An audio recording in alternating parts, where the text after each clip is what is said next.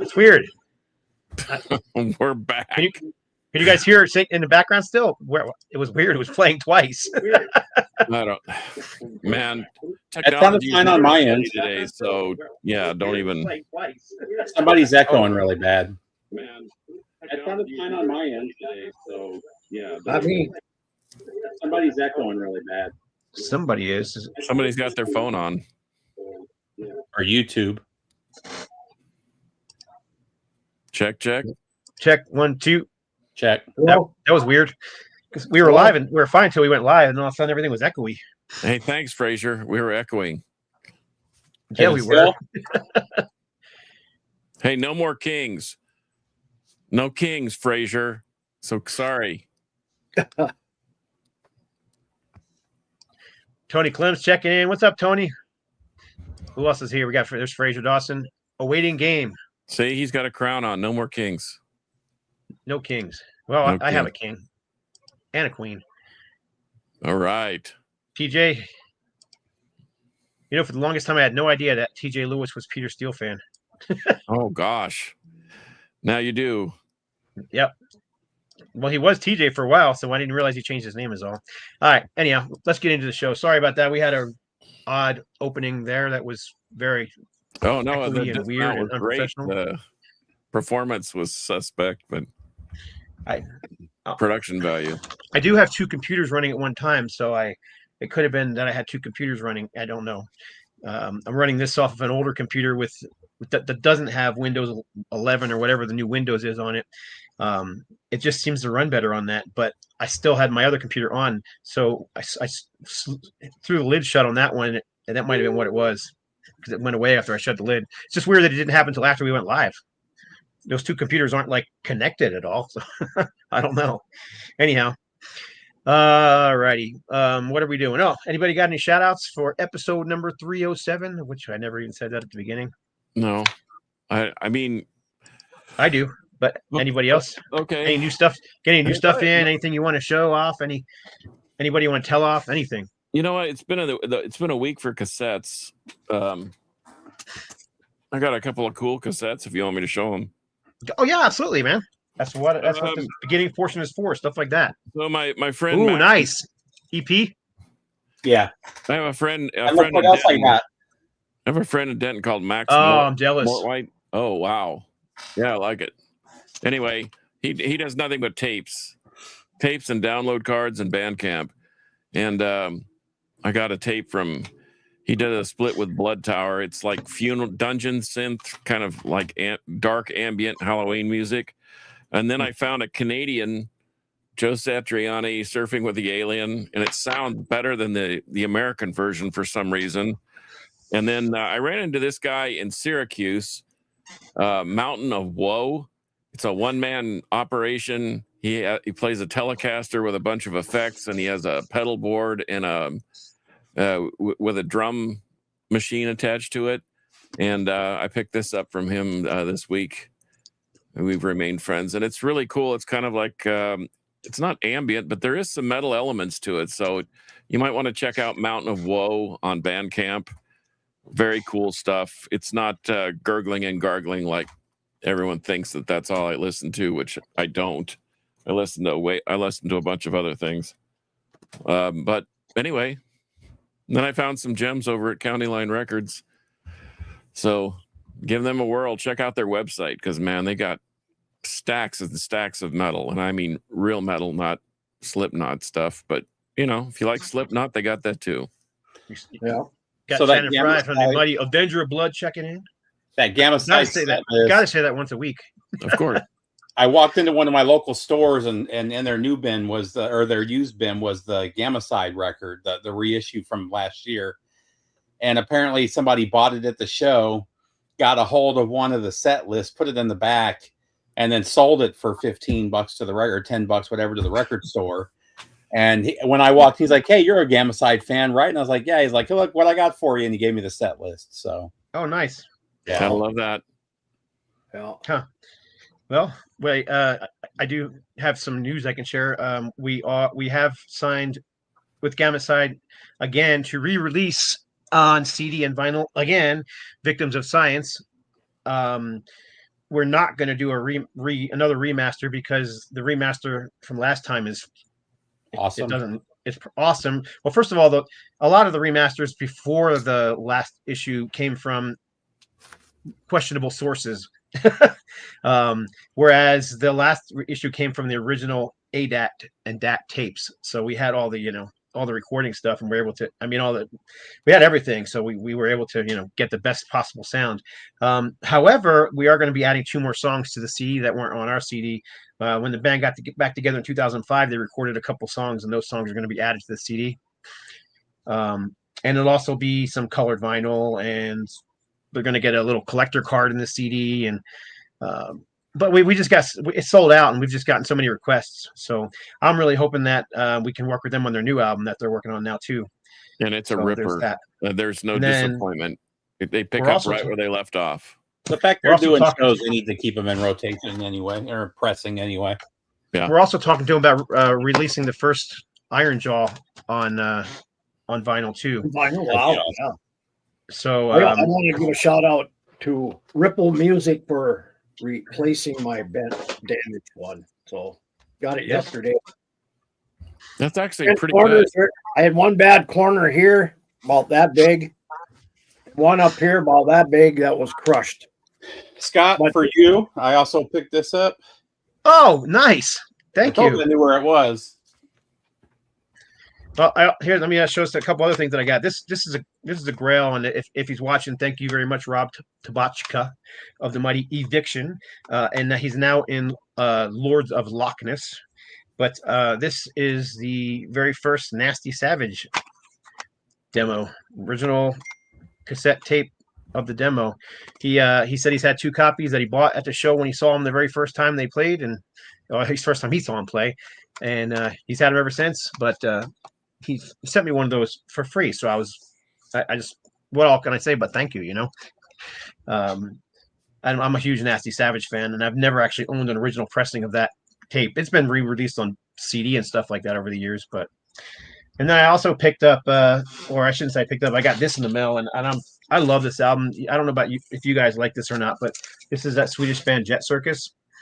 Really weird band from the early 90s.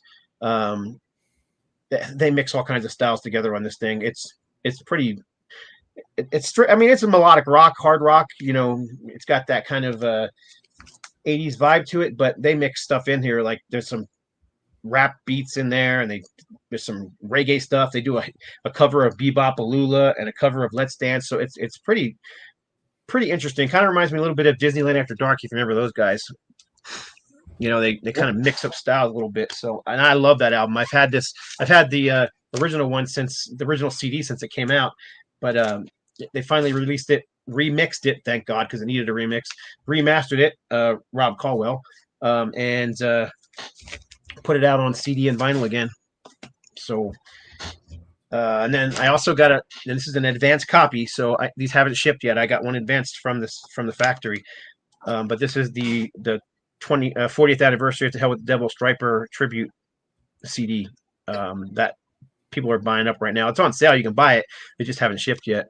But this is freaking awesome. I was expecting. I don't usually like.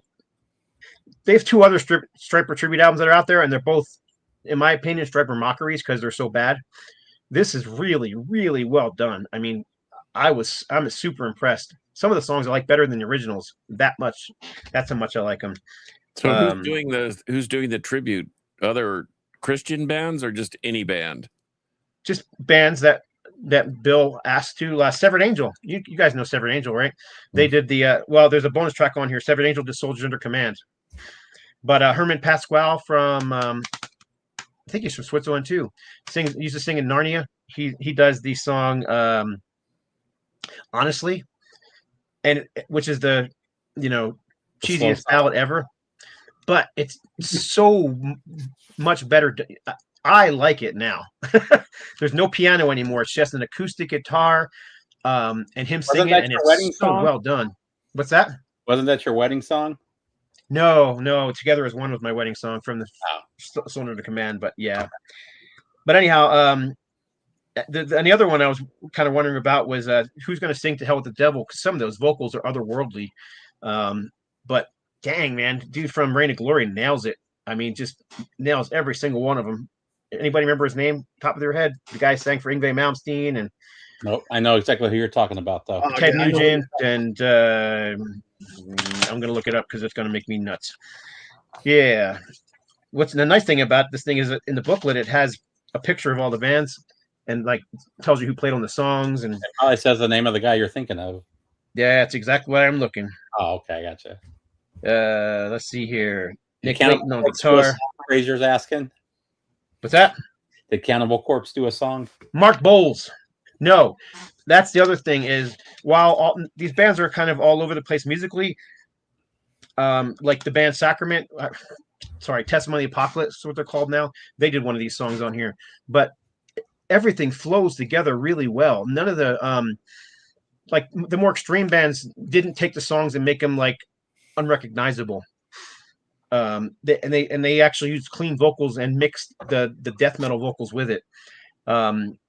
But yeah, Latter Rain, All for the King, which makes sing-along songs sound like a Black Sabbath song. It's fantastic. Undoubting Thomas, who are a prog band, they do Holding On. They do a total prog version of that song. Really, really well done. Motivik, the thrash band, does More Than a Man. And what else is on here? And the metalcore band Becoming Sons does Calling on You. But again, they do a traditional version. It doesn't sound like a metalcore. So anyhow, if anybody's interested, I was impressed. I don't usually care all that much for these kind of things, and I hate the first two Striper tributes, but this one impressed me. Okay. Anybody? Anybody? Yeah, I got one other thing. Guys, pick up this new Cruel Force. This is really different from their last stuff. It's still thrashy speed metal, but it has a kind of an Arabian vibe about it. Are they Japanese? What's that? Are they Japanese? No, they're from Germany. Oh, Haneda's place in Japan. Yeah, this is their fourth album, just came out. It's actually on Shadow Kingdom Records. Oh, really? I'll have to check it out. I saw you post that the other day, but anyhow.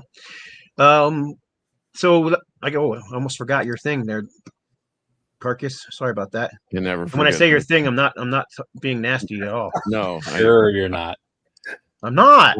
We just went from PG-13 to rated R.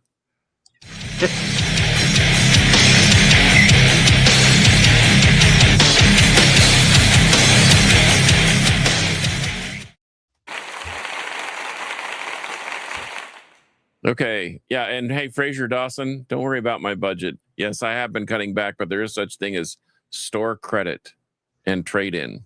So and working for records. Yeah, that's right. Well, and I've done a couple of audio favors for those guys by like taking tapes and turning them into CDs and that type of thing. And thanks, Rob Colwell, for helping me out. Yeah, he's not going to show up today, but anyway. So you know me, I'm always looking for things that sound good on the brand new system, and this week is no exception. And I found this killer, super clean German pressing of the Alan Parsons Project. And I know this might sound like pie in the sky, but it's not. I mean, eye in the sky, but it's not. This really sounds great. That is the most 70s record of all time. Yeah, I think you're right, and it's sonically brilliant. Yep. Sounds great. And you know, I'm not going to go to this thing and listen to it every day, but it's really, really good. And especially that opening track. And so my metal, I've been on a Sepultura binge. I had somebody asking me, Trevor Crash of the Crash Course Metal podcast does this thing called the thrash wheel, where he spins it. It's got a thrash band on there, and then you talk about the thrash band. So I've been on a particular Sepultura bend, and Beneath the Remains. As much as I love Schizophrenia and much as I love Arise, this thing is what set the fuse for me on Sepultura. I actually saw them, booked a show with them down in McAllen eons ago, and I had no idea who they were. And after listening to this, it was super impressive. So if you don't have this in your collection, you really need it in your collection. This is probably the one that does not need to be redone. Schizophrenia and Morbid Visions and all those, they needed to be redone, but this one, I don't think so. Well, and that one, so that's kind of the record that got me into Sepultura too. And I remember I was reading, it was either Guitar Magazine or Guitar Player Magazine. And, you know, they had a little sidebar on one of the pages with the 10 greatest death metal albums of the last 5 years. And that was like number 2 or number 3 on the list, which at the time it sounded like death metal. Now it doesn't. Now it's just straight up thrash to me. But yeah. And I saw that list. I think Carcass was number 1. I don't remember what was number 2, but that was like number 3 or 4. And that was the only one of the top 10 that I didn't have a copy of. So I went out and bought a CD of it, and I've been hooked. That they're my favorite band, one of my favorite bands of all time now. Yeah, I this thing really is like it's like a game break, or it's a game break, ground break, whatever you want to call it. But so anyway, if you don't have it in your collection, you really need this because it's just brilliant, and it's super fast, super heavy. I think the Burns brothers did a nice job in repairing the damage because it wasn't a really great recording at first, but then it turned out to be great. The American release is great. I don't know how the Brazilian pressing sounds. I need to play them back to back because I've got both. Yeah, I'd like to hear a report on that because I know that that Scott Burns had to do a lot of work to make it sound.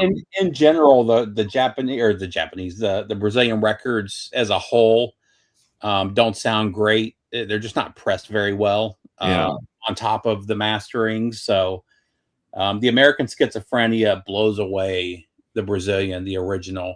Yeah, and that's one that they cleaned up quite a bit for the American release too. Yeah, and then the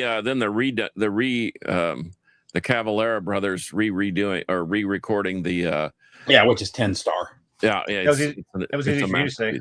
Yeah, but anyway, so my 2 picks of the week: Alan Parsons Project, when you want to chill out and listen to something sonically brilliant, and then Sepultura, Beneath the Remains, which is to me a 10-star thrash record, bordering on death metal. And those are my picks of the week.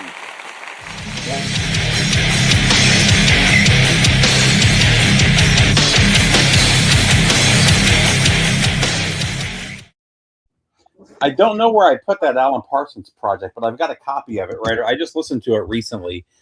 And when I say it's the most 70s sounding record of all time, there's like some 70s jazz fusion in there, some 70s rock fusion, some funk, like everything that you picture from like 72 to 75 is on that record on different songs. It's crazy. There's some Genesis, like some 70s Genesis on there. I mean, it's crazy how many sounds they cover on that record. I used to have the half-speed master of it, and somebody offered me stupid money for it, and then I found that German pressing, and it sounds just the same. So he's one of the best.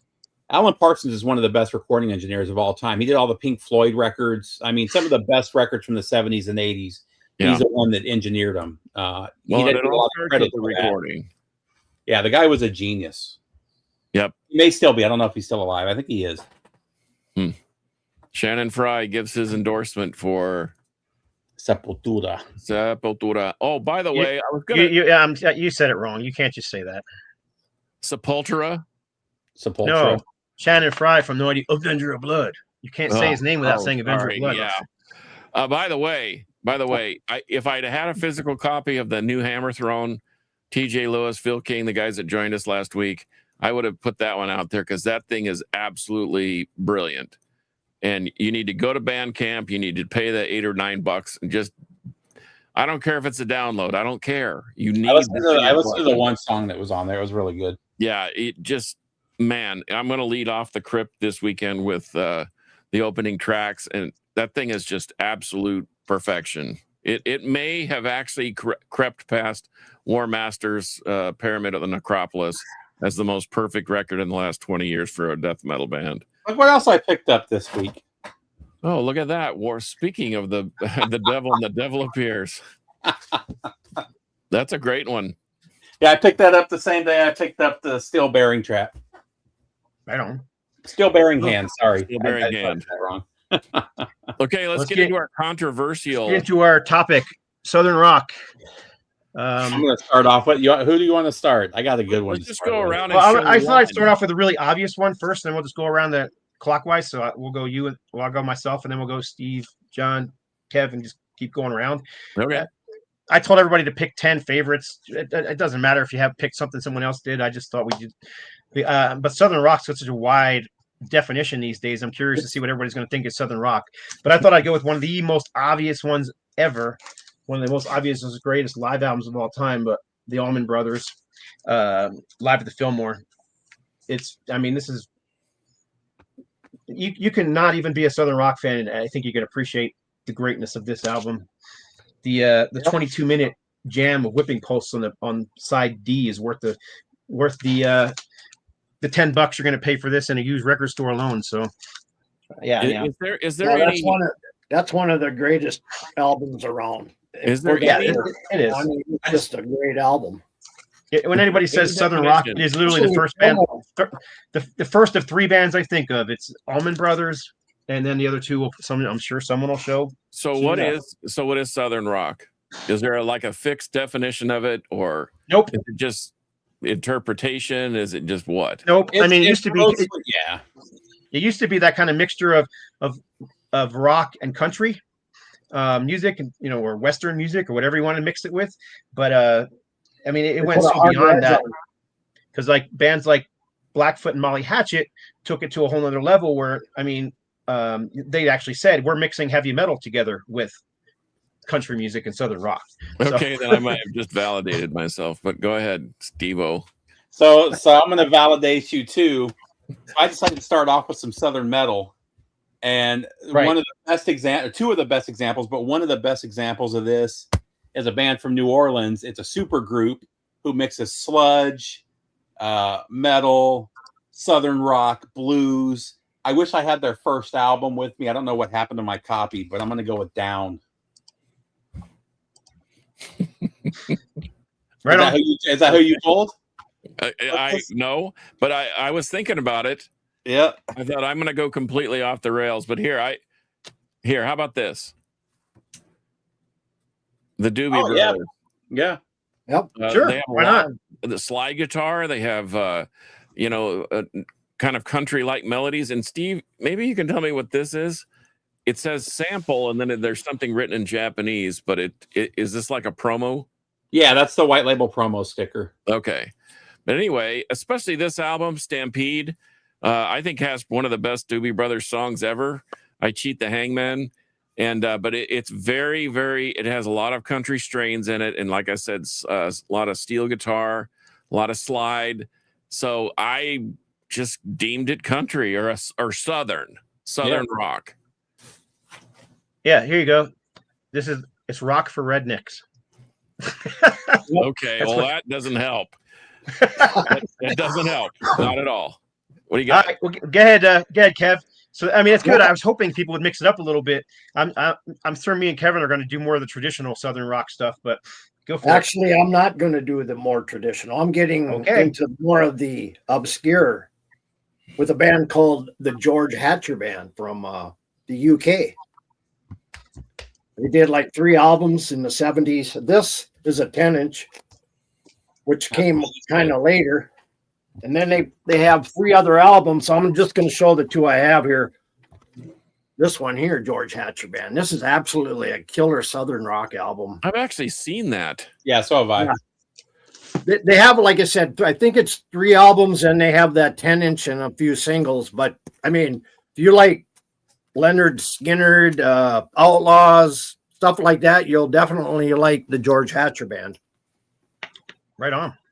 One of the few UK Southern bands you ever heard of, anyway. I mean, there aren't very many.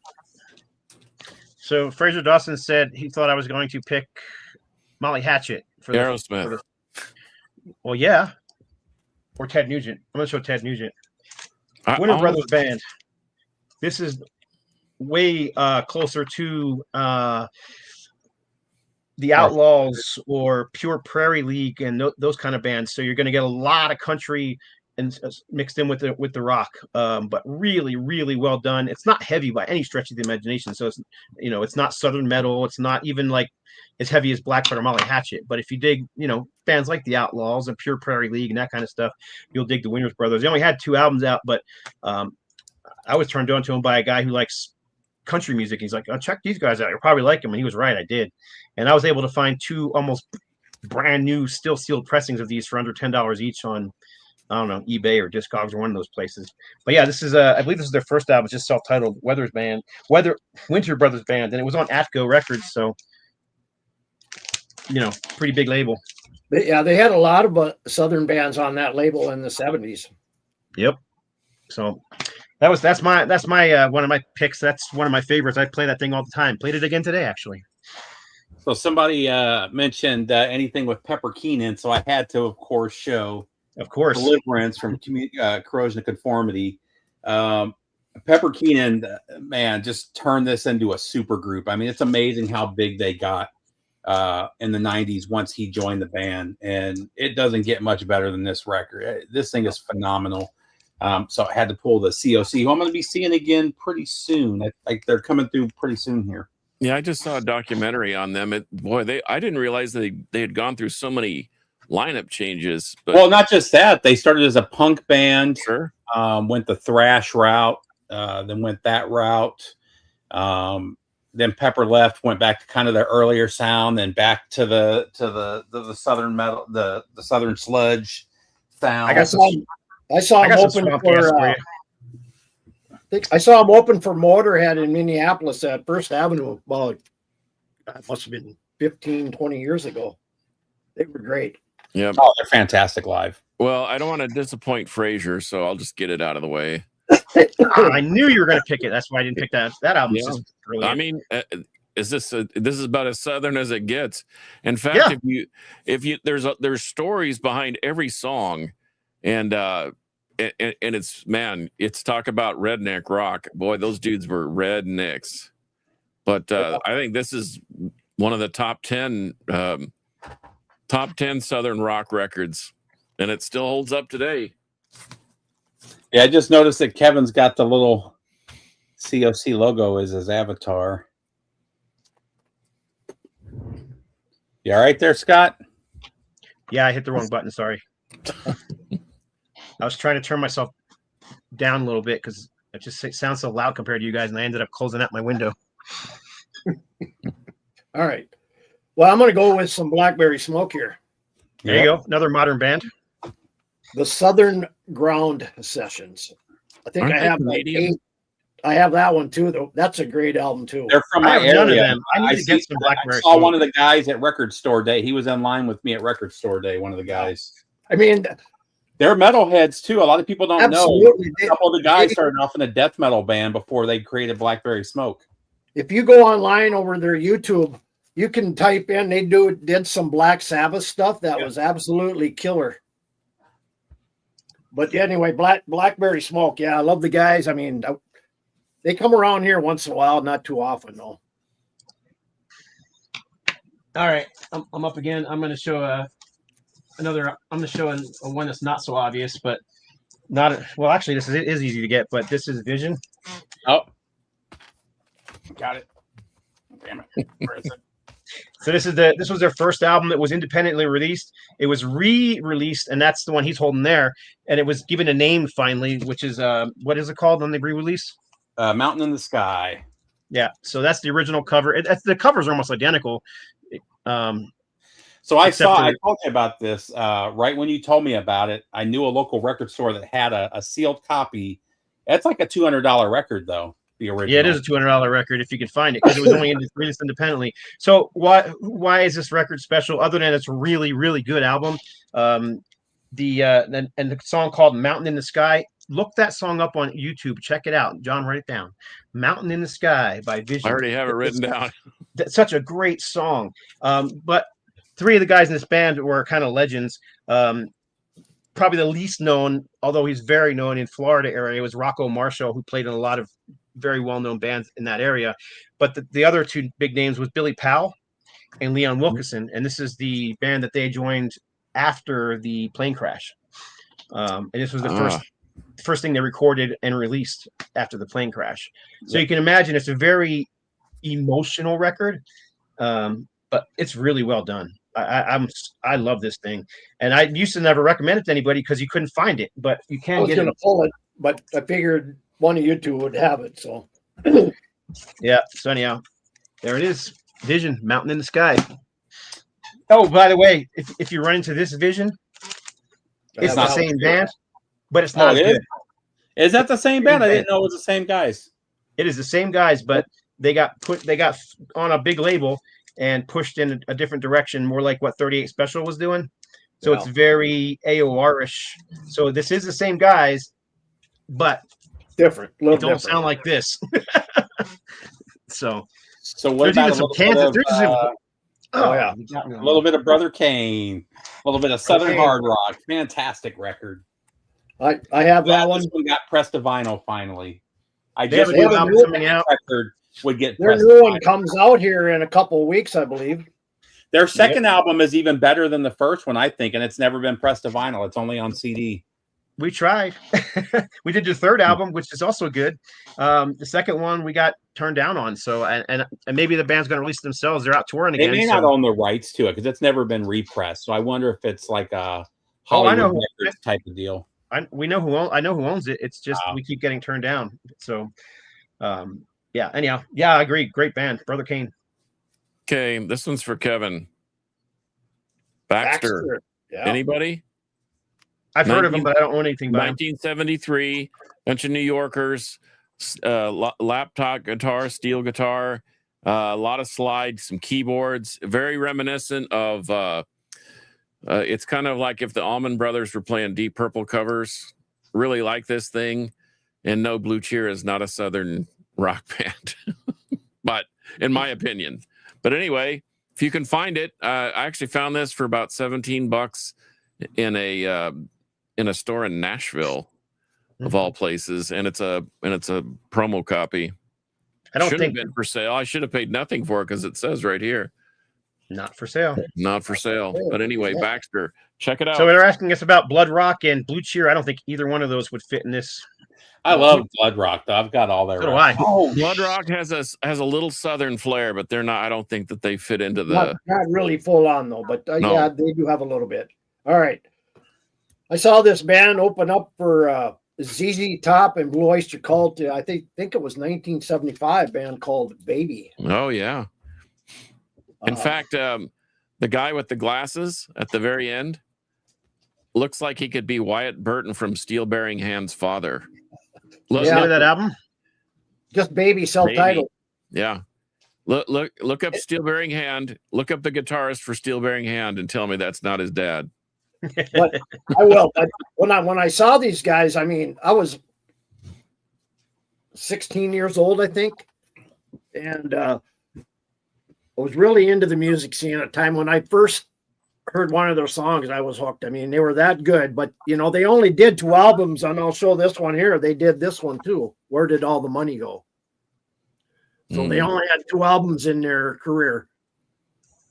Definitely Southern, maybe with a hint of country, but not a lot. Texas Hippie Coalition is a good one. I don't have any of their stuff. Otherwise, I'd have pulled it. If you want some County Line records, they have them at a discount. You can get a brand new vinyl sealed for about 10 or 12 bucks. Who's up next? I've lost the count. You. Oh, sorry. I'm going to go back. Another traditional band. I've talked about this band a million times. Nobody seems to know who they are. They have 2 albums out, but this is Blue Jug. I was looking for mine and I couldn't find it. Yeah, They put 2 albums out. I just pulled them both because they're both great, but I really like the first album. It's very organic, kind of bluesy. It's just Southern rock. Capricorn just one of those labels, man. I don't think I've ever grabbed anything from Capricorn that wasn't a great record.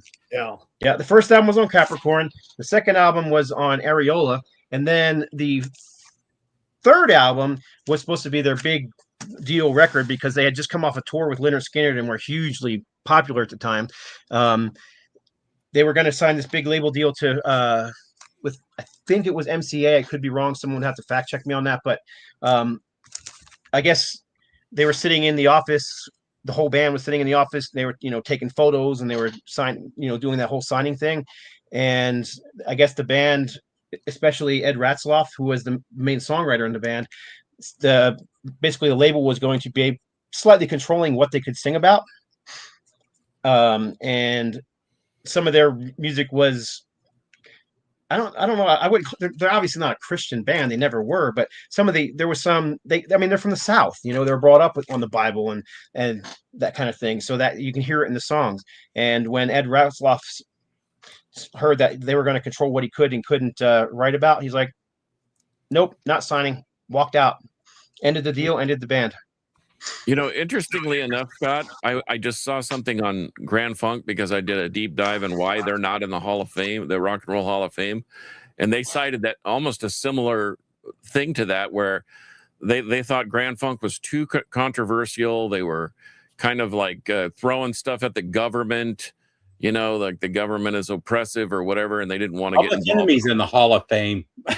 Yeah, well, I would say something, but I don't want to sound, because some people light me up on the internet. But yeah, the labels were, kind of like that Vision band. It's like a story of night and day there. I mean, but once they get their hooks in you, they pretty much have jurisdiction to tell you what to do because you're under contract with them. Yeah. But by the way, Vision did record a third album. It didn't get released until many, many, many years later on CD only. It was a return to a more, organic, less 80s poppy sound. And Blue Jug only released the 2 albums, but Ed Ratzloff also released 2 solo albums that are really, really good. I have both of them. One of them behind me somewhere. One of them's got a great cover too. I can't remember which cover it is, but which album it is. But yeah, I should have pulled those. One more of the hard and heavy from New York City. I thought I'd show a little bit of Raging Slab. Oh, nice. Yeah. I thought you were going to pull something I was going to show. Oh, just a great. I've got 3 of their records and they're all great. I actually think Black Crowes got a lot of their sound from Raging Slab. So back the Black Crowes, I don't remember what their original name was before they went with the Black Crowes. But they opened for Raging Slab on a East Coast tour. And shortly after that, they created the Black Crowes and their sound kind of changed. And I think they got a lot of it from these guys. But this is the best description on the hype sticker. Lynyrd Skynyrd meets Metallica. Great record, though. And the I don't remember what her name is. She's the female guitar player. Elise Steinman is a great slide player. She's the one that plays slide in the band, and she's fantastic. So hey, pick up the Raging Slab. Raging Slab. I wrote it down because I don't even know that band. So you got one on me there. Great. They made the MTV rounds in the late '80s. Yeah, they sure did. They're hey, good. Can you read that? Can you read that name, Carcass? No. He's from Russia. I just know you had a little bit of a fascination with Russia, but I didn't know if you knew any of the language. Conversing in Russian is one thing. It's like Japanese. I can understand more Japanese than I can't read any of it. I just think the writing looks cool. Doc Holliday is a good one too. I didn't pull that though. I do like the Doc Holliday records. Thank you for the compliment and greetings from the U.S. I'm glad from someone from Russia's checking in. That's cool. Yep. Okay. All right. Where were we? I've mentioned this record before, Ursa Major. Yes, you have. And this thing probably has one of the best ballads ever. This In My Darkest Hour. once again, another New York band trying to get a little Southern flavor working. And I remember when these guys were signed, they were signed with another band called Alamo, who signed a Swan Song. And Alamo was supposed to be like the next big Led Zeppelin Bad Company style band. And they flamed out, and Ursa Major did one or two more records and then just kind of disappeared into obscurity. But if you can find this, it's on a big label, RCA Victor. So And Billy Joel was originally in Ursa Major. He was the keyboard player. Correct. And he left the band before they recorded that record. Yeah, this was a guy named Dick Wagner, and he went on to do some other things, but Al Cooper is on it. Greg Irama from Amboy Dukes is correct. And then, but George Marino did the mastering on it, so it sounds good. Great. But find this record; it's really, really, really good. Especially, and it's not your typical. It's more of an atypical Southern rock thing, but I really, really dig it. Grinder Switch is a good choice too. Yep. Marshall Tucker Yep. Band, yep, good choices. You're up, Kev. You never know. We may show them. We still got about 15 minutes left here, so I got a pile of records to show. So anyway, a one and done band, they're out of Macon, Georgia. Bandera. Night's album, trying to get, but one and done, and they kind of have a boogie woogie flair about them at times, but definitely have that harder edge guitar in the Southern sound. But yeah, this is one and done. I wrote it down. 81, I believe this was 81 on MCA. So if you find one, pick it up. I'm going to go traditional again. Volunteer Jam. This is Volunteer Jam 7. Yeah, 7. Yeah, we had somebody mention that Charlie Daniels, and of course, that's the epitome. Yep, but I love the Volunteer Jams. I have several of them on CD. This is the only one I have on vinyl, but I had to have this one on vinyl because it's got two of my absolute favorite artists playing on there. So it's got the Charlie Daniels Band doing Sweet Home Alabama live. This is all live stuff. It's got where is it at? Mississippi Queen. Leslie Molly West Hatchet. Mountain. Oh, what's that? Leslie West Mountain. Yeah, but it's actually Molly Hatchet and Ted Nugent on stage playing the song together there. Wow. And then Molly Hatchet, and this is the original Molly Hatchet band. So this is like 81, and then the rest of the Molly Hatchet leaves the stage. Ted Nugent stays on stage, and Charlie Daniels Band gets on stage, and then they do Around and Around, the old classic rock and roll song. Was that Chuck Berry? I think might be wrong on it, but anyhow, they do that song. It's fantastic. But yeah, so it's a nice mixture of traditional country, Western, Southern rock, and it's just straight up hard rock. So yeah, because there are Crystal Gales on here. I mean, that's old school country right there. Yep. So it's a little mix of everything. But yeah, these are a lot of fun, these live records, because they bring on so many different artists and they all play together. It's like they're just having a blast. You can almost hear it. I love their version of Mississippi Queen, Molly Hatchet and Ted Nugent together. Ted Nugent comes out on stage. What about these Molly Hatchet dogs up here? That's how he introduces them. So since we're on Charlie Daniels, I figured I'd show my favorite Charlie Daniels record. This is also one of the heaviest records he released. Some of these songs on here are straight up 70s hard rock, but this is Way Down Yonder on Kama Sutra. This is a 10-star record. Like I said, there's a couple songs on here that if you heard them, you would think it was some 70s hard rock band. There's no country in them at all. Just super underrated, especially this early stuff he did. Any of the stuff on Kama Sutra is fantastic. He went a little more country later on, but man, these early ones are heavy. Oh, me? Yep. You're up. Yep. I did it on purpose before I had my sneezing fit. This one's for Fraser Dawson. No, it's not Molly Hatchet, but it is Hooker. Ooh, yeah. They're from Houston. This was 2011, and you can see that those dudes love to party. And if you, I think this one's on white or gray vinyl, but once again, these guys hit the scene early in the early aughts, and they were bringing back the flavor. And and if you can find them, and I know Born Late has copies. Rockadrome does too. I think Rockadrome released it. Actually, yeah, this is let's see, Shroom Angel Records. Yeah, I'm pretty sure that's one of his. I'm sure that's one of his, but yeah, and this thing really, really rocks hard. And some of the new country. I mean, we have connections in our family to Tanner Usry and the like, and some of those dudes go pretty hard. It's more hard rock than it is country, but there's enough country in it to where I guess they're deemed bro country or whatever that new genre is. But if you can find a copy of Hookers, you won't be disappointed. And I think they have 3 total records. That would be a question for Henry Vasquez of Pentagram. I have one of them. I'm not sure which one I have though. Well, this one's simply named Rock and Roll, and if that's the old silhouette of the gal on the mud flap. Mud flaps, yeah. Yeah, first, Kev. I'm going to show you a couple here. These are kind of more local Southern rock bands that kind of toured the upper Midwest, especially where I live now. I've seen them many, many times in a bar downtown, but band that's called Salt Creek. Yep. Gambling Fool. Yep, know them. Seen them many times. I mean, probably 20 times in the bar, but always put on a kick-ass show. And then another one, very famous out of Minneapolis, of course, Lamont Cranston.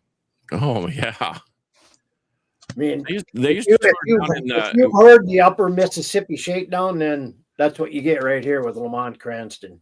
When I was living in Omaha, they were frequent flyers down in Omaha, Council Bluffs, Des Moines. Bigger flyers. They did, yeah, they did a lot of the Upper Midwest tours. That's basically, I think, where they did all their touring. I saw them open for Head East a couple of times. They were a big deal. Yeah, they played a lot up here. So we're Head East. Yeah, they were kind of a big deal too. Yep. Oh, me. Yeah, you. This one's for Fraser Dawson.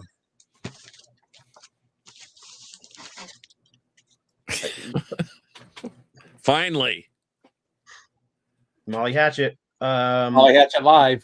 You could go with any of the early Molly Hatchet albums. That's one of those ridiculous albums this is one of those albums that I have. There's the one called Live. And that was the one that went out to radio stations at the same time as the album. It's got 2 live records in it and 1 studio record in it. Find this box set. It is so good. Yep. Here's the pre-release promo that went to some of the record stations. White label promo with that little thing on the bottom, no cover. And then, of course, you got to have an autograph copy, right?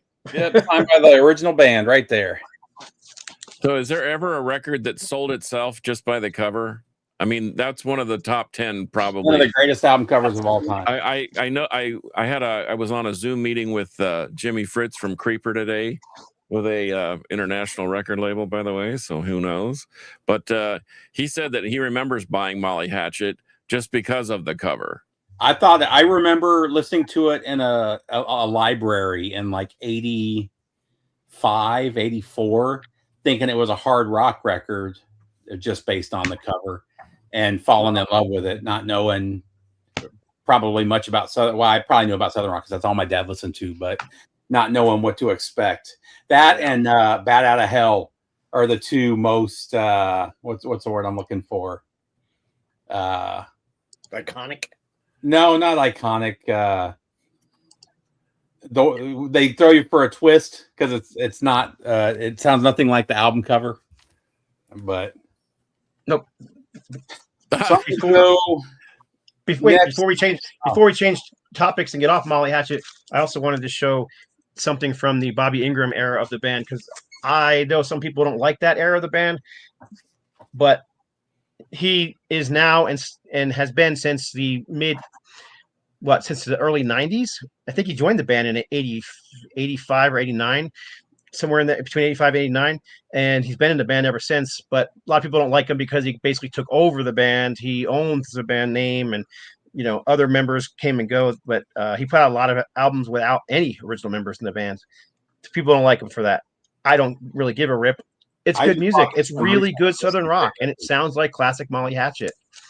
I mean, the song "The Journey" that is every bit as epic of a song as anything that ever wrote. So I love this era of the band too. So I just wanted to give a little shout out to the Bobby Ingram era of the band. There you go. Sorry, go ahead, Steve.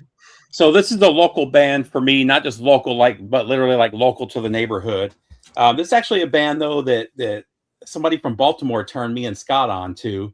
He sent Scott a copy of this record like 15 years ago. Then Scott sent it to me, and then I found out they're actually from my neighborhood, and I've met one of the guys a number of times. And it's a local band called Hydra. Hydra. These guys are fantastic. Fantastic. Super underrated. Steve Pace, the drummer, went on to play for what's the Aerosmith side project, Scott? I'm sorry. Joe Perry Project? Whitford. Oh, Whitford St. Holmes? Yeah, he was the drummer for Whitford St. Holmes. That's what broke up this band. They were together until that. He thought he made it big going to Whitford St. Holmes. That obviously didn't last. They split up shortly after, and the whole band was out of a job. But Spencer, the guitar player, opened up a guitar shop right down the road that just recently closed. I hope he's doing good. He may have passed away. They weren't young guys, but you got Isn't that on Capricorn? What's that? Or is that on Capricorn? Yes. Yeah, I believe it is. Oh no, Capricorn and Polydor. First two are Capricorn. Yeah. Then you've got Land of Money, fantastic record. They're all good. The best by far. But, I can't get enough. That's my favorite too. This is Rock the World, and this is just a 10-star record right there. This is the third record. This actually, I thought it was live when I got it, and I was blown away how good this is. They tried to get back together like 15 years ago. They were doing shows like every Thursday at one of the local bars. And for the first couple Thursdays, like 20, 30 people were there. And then people just stopped showing up, which sucks because they still sounded fantastic. I think one of these is actually signed. I don't know what I did with it. I've got a signed one somewhere. But it's signed by Wayne Bruce, who's the singer. Instead of Bruce Wayne, Wayne Bruce. But great band. Yeah, I own all three of those too. Okay, I'm gonna hustle because I got to get this guy in. Sturgill Simpson, and this album in particular, he's kind of experimental all over the map. His first two were straight up country records, but this thing I saw him opening for Willie Nelson, and I thought if Waylon Jennings and Stevie Ray Vaughan had a kid, it would be Sturgill Simpson. And this is meta modern sounds in country music. And don't let that name fool you, because this is a straight up Southern rock record. It's got ambience, it's got spaciness, it's got slide guitar, it's got rockers. It's really, really good. I couldn't recommend this highly enough. So Sturgill Simpson, meta modern sounds in country music. And that cover is a play on Willie Nelson. Yeah, it is. Here, I'll just show it to you. It's reminiscent of that. No, there's another cover of Willie Nelson. It's a brown cover with just a side, his face on the side. I wish I would grab it, but it's. I got it in my hand. What's that? Red-Headed Stranger. This has got a ton of rock elements to it, so it's not just Willie singing the blues. It's a little bit of everything. That's why it's so good. Anyway, Kevin. All right, the album that probably got the most play at parties growing up, Ozark Mountain Daredevils. Oh yeah, that's another good one. Didn't even think about them. Chicken Train, Standing on a Rock. Classic songs. Even their slower ones, Spaceship Orion. Classic. Probably one of my favorite Ozarks. I do like the Car Over the Lake album too. I think that's pretty good. But great band, and this album is a must if you don't have it. Okay, since I'm not going to have time to go again after this one, because we're running out of time, I think. I'm just going to run through the ones I have here left. So, okay, I'll do the same. I almost pulled that one. That's a great record. Danny Joe Brown record. Danny Joe Brown, and this is actually where the song what's the name of the song? Edge of Sundown comes from. This was like on this record where it came from, and then it became famous for Molly Hatchet when they played it on their live record that followed up this, and it became a Molly Hatchet single. So everybody assumes it's a Molly Hatchet song, but it was actually from the Danny Joe Brown band. And this is also when two of the members on this album became members of Molly Hatchet not long after No Guts, No Glory. So the keyboard player and the guitar player. So I'm trying to remember the keyboard player's name. Bobby Ingram was a guitar player, but who was John Galvin? I cheated. I looked up, but John Galvin was the other. Those two guys played on this record and then ended up playing on with Molly Hatchet on the next tour. So yeah, Danny Joe Brown band. It doesn't sound exactly like Molly Hatchet, but it's a damn good record. And I can't believe nobody mentioned this band yet, but Had it. The Outlaws. I mean, this album's got Green Grass and High Tides on it. One of the greatest Southern rock songs ever, in my opinion.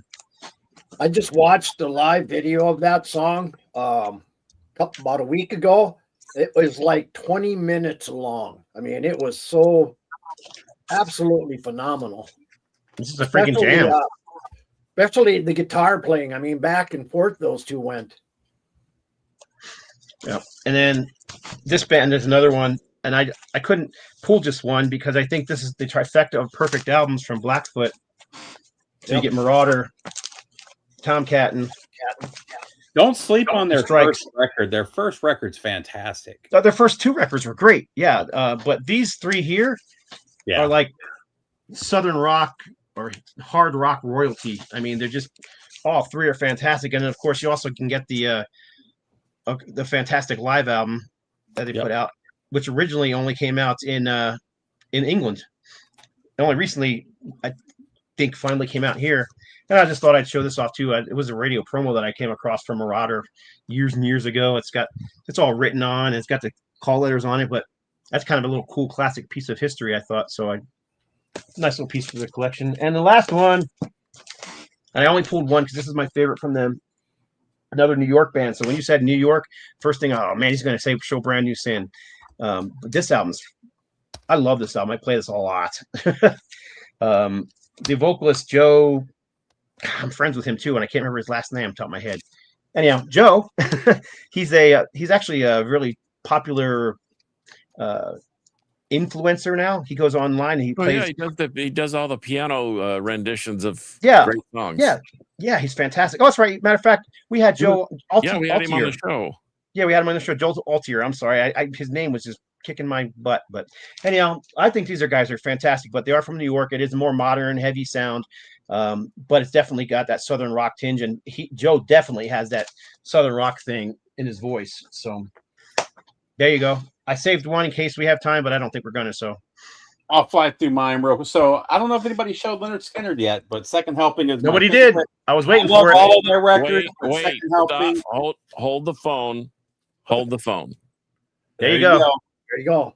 This Okay. is That seems perfect. That record. seems like doesn't that seem kind of blasphemy? what? A Japanese Leonard Skinner record? Hey man, sounds So great.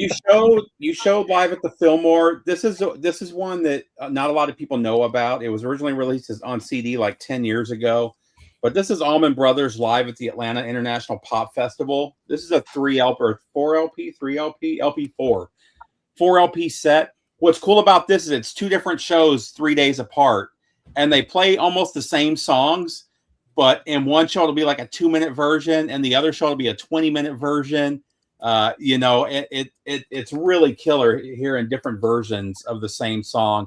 And I love all the Allman Brothers live stuff. I've probably got 30 live records of theirs, especially from the Greg Allman, the Dwayne Allman era, who in my opinion is the greatest guitarist of all time. But man, get this, whether you get the 3 CD or the 4 LP version, this is a must have if you like the Allman Brothers. Another young guy who's really killing it is Marcus King. He does the Marcus King Band. The Marcus King stuff is more blues rock, and the Marcus King Band is more Southern rock. It's all good. This kid is fantastic. He just hits all the right spots. And if you're a fan of Leonard, married too. What's that? I think he just got married too. Oh, he might. Yeah, I don't know. And then the last band. This is the closest thing you're going to get to a modern Leonard Skinner. These guys are from Oklahoma. They're one of the Red Dirt bands. Every one of their records is fantastic. I recommend all of them. I'm actually going to see them in May. But Whiskey Myers.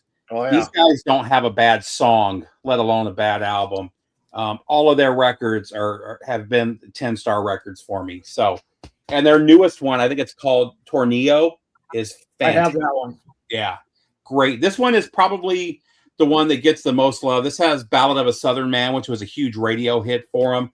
And Virginia was another huge radio hit for them, but they don't have a bad record. So, and then I'm surprised you didn't show this one, Scott. I thought about it, but that's a good one. Yeah, that was a hard one to find now. Yeah. Oh, is it?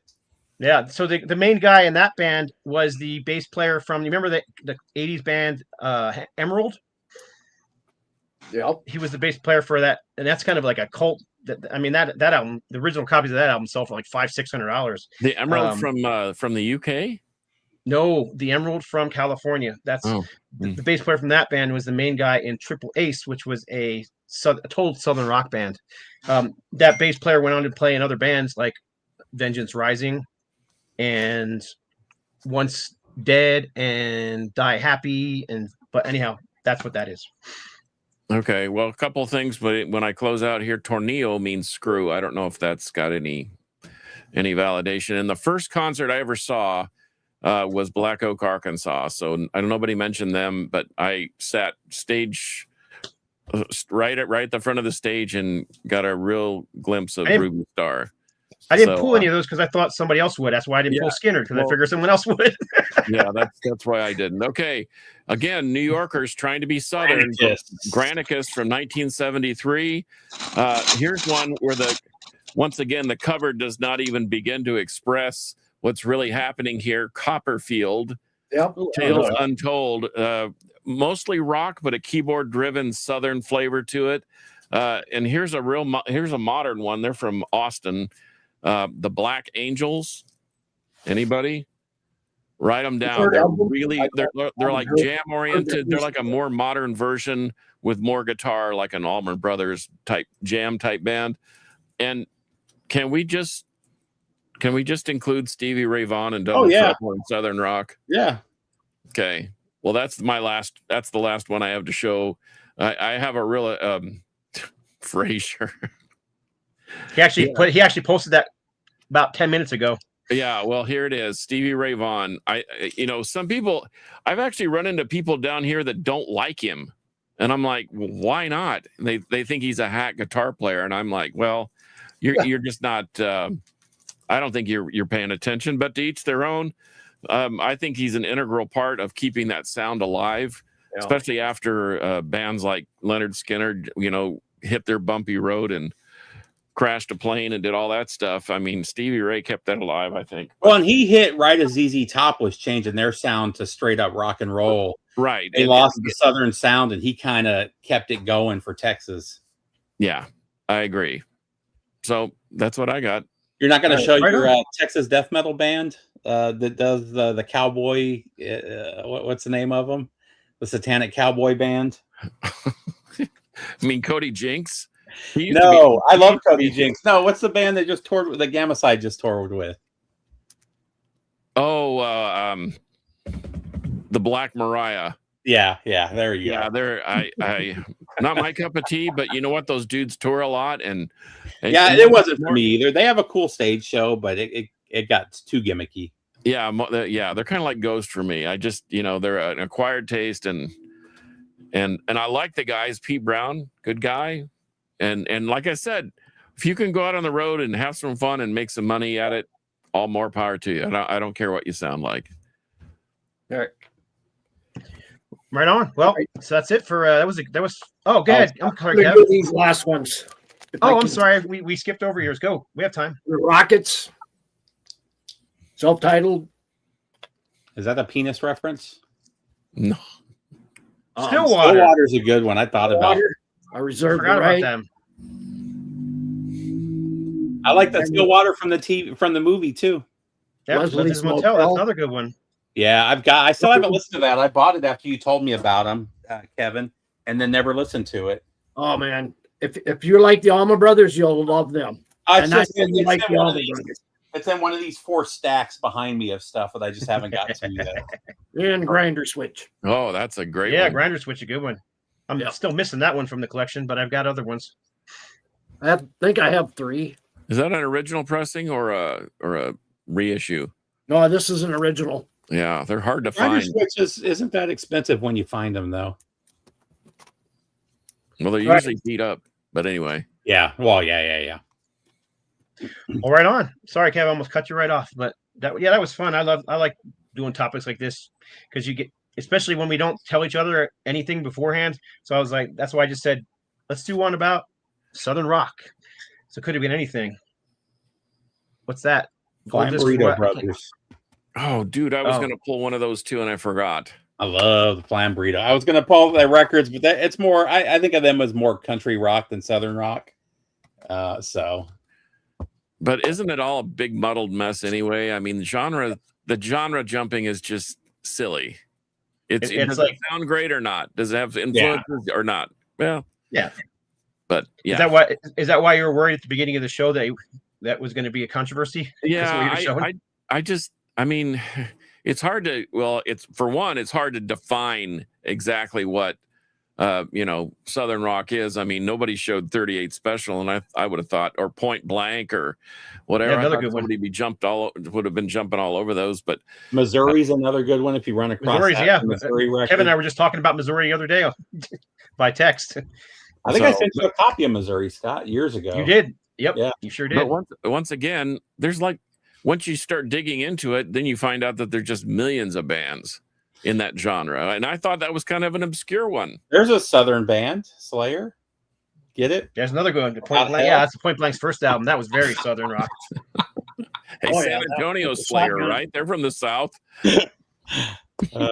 They've actually got the cow head on their cover. That's right. I'm Yeah. surprised you didn't pull out Stuck Mojo. Yeah, Could have. that would have been a good one too. I didn't. It would have even been think interesting, about and that could have fit in there, I guess. I mean, I I would thought about there. pulling Acid Bath, but they don't have the Southern sound as much as COC and Down do. How about Galactic Cowboys? Or I'm not a fan. No, I No? mean, they were. There's nothing Southern about their music. okay, It was just that was just a silly name. I mean, they sound more like King's X. They sound like King's X. I don't like the hard rock Beatles thing that they do. The Beatles harmonies drive me crazy. amen. Ooh, Spirit World's a good one too. I do like Spirit World. They're one of the bands that kind of do the Southern thing and pull it off. So that's a good one. What about was it Death of the Gunslinger? Scott? Yes, Motivic, Yeah. What are we talking about? Their first record, Yeah. Death of the Gunslinger. Isn't that what it is? Death of the Gunslinger? something like that. Yeah, and that's got that whole. Even some of the songs have a little bit of a tinge to them on that album. Yeah. Yeah. But speaking of Stuck Mojo, I didn't say this. Somebody else did. Pigwalk's coming out soon, getting reissued.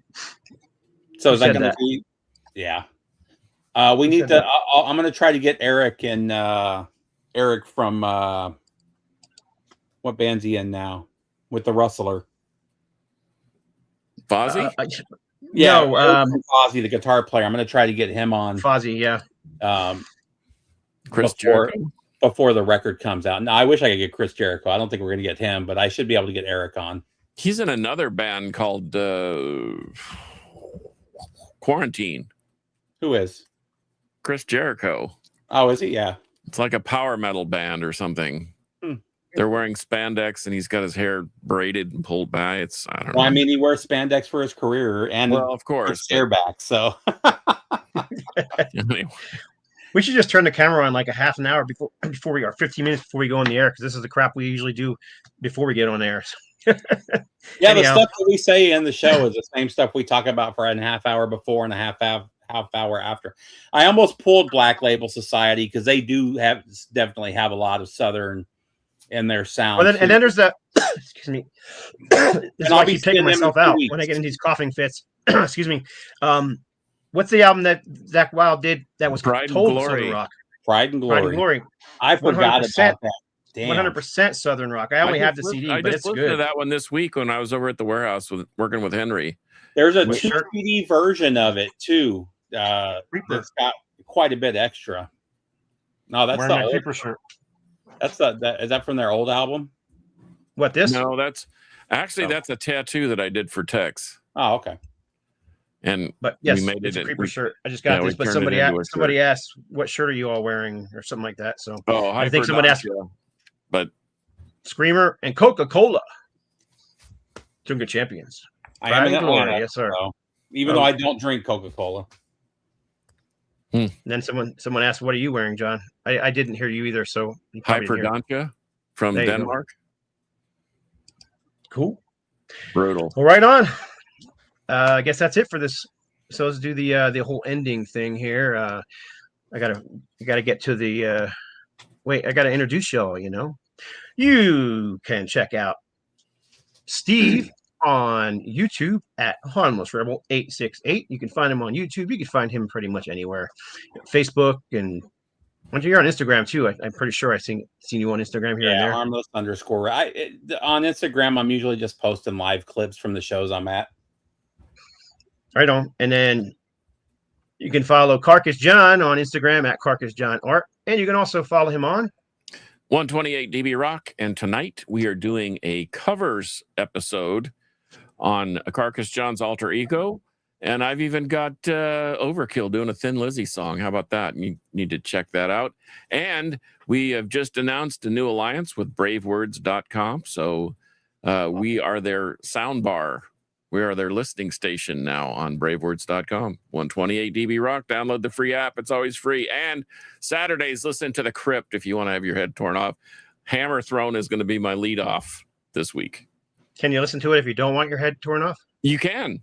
You can. Right, and cool. if you download the app, you can listen to if I've already played that show, like on Saturday, you can listen to that episode of The Crypt anytime you want during the week. Even when Right you're on. in the bathroom, at the gym, up in the mountains at 6 o'clock in the morning and 5 o'clock on another sunny day. Trying Great. to sleep at night. Yeah, Background you music. can put it on. Some people, it's scientifically proven that, especially people with ADD or PTSD, listening to heavy music, it helps connect their brain somehow. I don't know how that works, but scientific. Right on. Believe in the science, Scott. I do. I believe in the science. You can find Kevin on YouTube at Old Metal Rocker 67 for a little while longer until he changes the name to 68. You change it every year, right? Another year. But So you can. Where else can they find you at? you can check us out over at Metal Uprising over on Facebook. Right on. Metal Uprising. You can find me. Where am I? There I am. You can find me on Instagram at No Life Till Metal. You can find me on YouTube, No Life Till Metal. You can find me pretty much anywhere under No Life Till Metal or Scott Waters. It's funny because my actual name on a lot of these channels is Scott Waters, which I've never changed. But if you type in No Life Till Metal, it still takes you to those same sites. And you can I find don't- everybody at the Metal Roundtable on Facebook, right? Yep, we have our Facebook. We also have our own YouTube channel. So if you're subscribed to me and you're watching this through the the No Life Till Metal channel, check out the Metal Roundtable channel and subscribe there too. Same thing if you're on Steve's channel or Kevin's channel or anybody, check it out because this channel is actually the Metal Roundtable on YouTube as well. So I Sweet. guess that's it. So now we need to do our thing. I need to get rid of this and then I got to do this and then So we're gonna do Southern Rock. Will prevail. Wow, I was just looking for the outro. Might as well just end it now. However, might as well just end it now. yeah, just end it now.